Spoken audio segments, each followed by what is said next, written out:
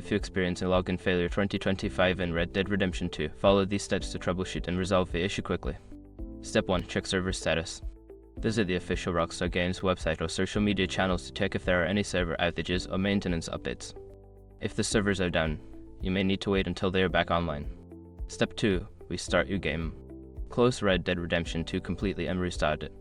This can help refresh the connection to the servers and resolve temporary glitches that may be causing the login failure. Step 3. Verify your internet connection. Ensure that your internet connection is stable and working properly. You can do this by testing other online services or games. If there are issues, try resetting your router or connecting via a wired connection. Step 4. Update the game. Make sure that Red Dead Redemption 2 is updated to the latest version.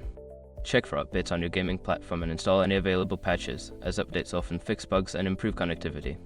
Step 5. Reinstall the game. If the problem persists, consider uninstalling and then reinstalling Red Dead Redemption 2. This can resolve any corrupted files that may be causing the login issue. By following these steps, you should be able to resolve the login failure 2025 issue and get back to playing Red Dead Redemption 2. If problems continue, consider reaching out to Rockstar Support for further assistance.